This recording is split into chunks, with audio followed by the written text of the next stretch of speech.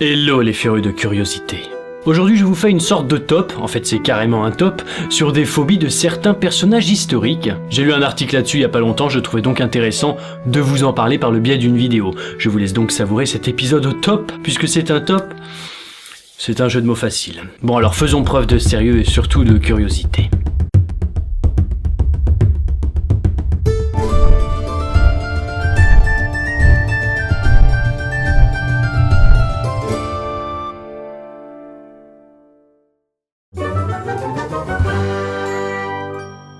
Vous aimez forcément les gâteaux, les omelettes ou les quiches, donc en général vous aimez les œufs. Sauf si vous êtes intolérant à sa composition, c'est quand même un aliment du quotidien. Eh bien, pour un mec qui a fait flipper pas mal de monde avec un film sur des oiseaux, c'en est presque une phobie. Oui, je parle bien sûr de ce génie qui était Hitchcock. Pourtant, pour un Britannique, l'œuf compose principalement le breakfast, tous les matins en Angleterre, donc c'est étrange, mais il avait vraiment cette phobie. Il en a d'ailleurs jamais mangé, et il a dit à propos de cet aliment, je cite « Je suis effrayé et révolté devant un œuf.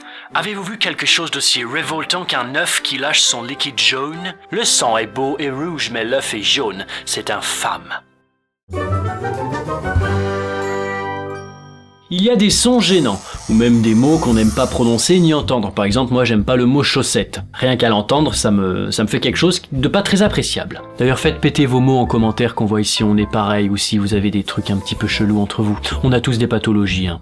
Tous dans le même bateau. Bref, pour l'inventeur et politicien qui était Benjamin Franklin, ce cher américain, la lettre C lui posait énormément de problèmes. Ah, c'est vous pour la protection de Monsieur Franklin, je vous écoute. Oui, alors va falloir dépasser un cap et voir avec le bilan comptable parce que là c'est pas... Oui, alors attendez. Le A, le ontable, pas de C. Parce que ça va énerver Monsieur Franklin, c'est sûr. Comment pardon? Elle était désagréable à l'oreille, pour lui elle pouvait parfaitement être remplacée par un S ou un K, et puis bon, de toute façon, il avait carrément créé un alphabet phonétique en remplaçant plein de lettres inutiles, mais voilà, sa phobie se concentrait surtout sur la lettre C. Et ça, c'est arrément bizarre.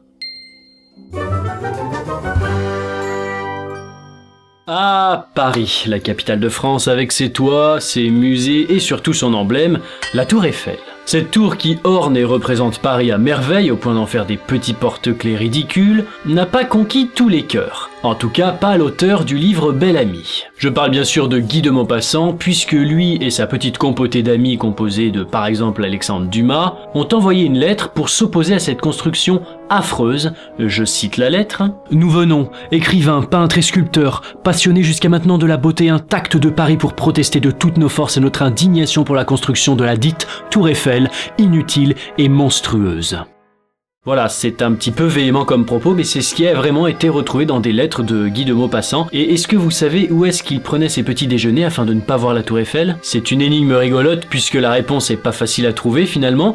Il déjeunait au pied de la Tour Eiffel. C'est le seul endroit, si on réfléchit bien, où la Tour Eiffel n'est pas visible. On a tous des peurs irrationnelles, que ce soit les pigeons, les chats ou même les canards, pour ce qui est des animaux en tout cas. Mais pour les objets, c'est un peu plus irrationnel. Prenons l'exemple de Steve Jobs, l'un des créateurs d'Apple, qui est un très bon exemple. Il avait la phobie des boutons. Enfin, il portait souvent des cols roulés, ça aurait pu vous faire tilt. Cette peur, elle a un nom, c'est la kumpunophobie, ou bien la fibulanophobie. Mais pour ce dernier cas, ça concerne surtout les boutons de vêtements, mais Steve Jobs, c'était en général. Ah non, ça va pas être possible.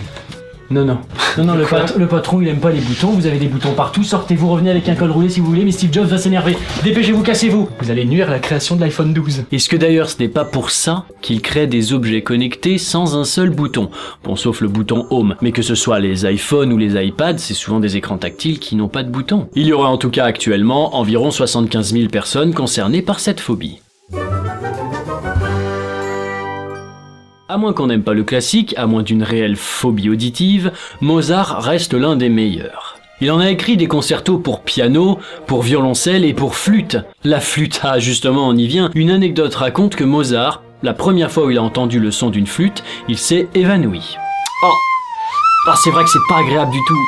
Oh putain. Bon, c'est probable, pourquoi pas, mais finalement, s'il faisait des concertos pour flûte, il avait besoin de guider l'orchestre, donc il entendait des flûtes. Enfin, je sais pas, légende ou pas, si c'est avéré, j'en sais rien, mais c'est assez rigolo de vous le raconter quand même. En tout cas, qu'importe que ce soit légende ou pas, c'était réel, puisqu'il écrivait lui-même dans les lettres qu'il ne supportait pas ce son. Il a écrit à son père, dedans il écrivait « Vous savez que je deviens tout à fait impuissant dès que je suis obligé d'écrire pour un instrument que je ne peux pas supporter. » Pauvre génie, chacun ses failles, hein, mais de toute façon la flûte, vous savez, on a intérêt à l'apprécier vu qu'on nous oblige à l'acheter, la flûte Maped, en cours de musique au collège. C'était obligé, quoi.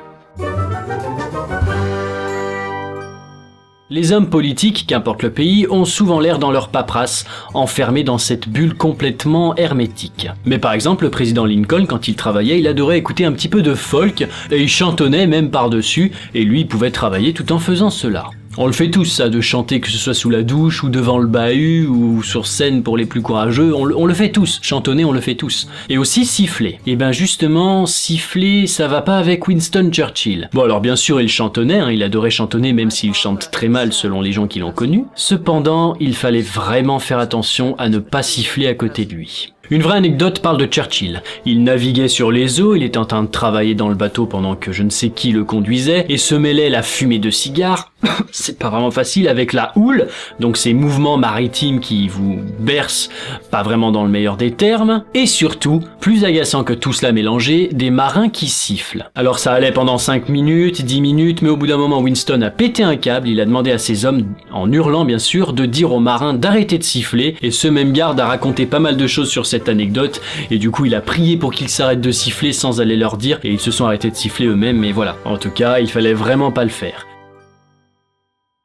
Voilà, j'espère que vous avez apprécié la vidéo, c'était le seul moyen de faire un top pour moi, que d'aborder ce sujet, je voyais pas vraiment comment j'aurais pu faire sans faire un top. Et là vous avez de quoi faire avec les anecdotes sur des grands hommes que tout le monde connaît, donc allez vous la péter pendant des repas de famille ou quoi que ce soit, vous allez voir, ça marchera du tonnerre. Je vous souhaite un bon week-end et je vous dis à la semaine prochaine pour un Tea Time sur Spielberg.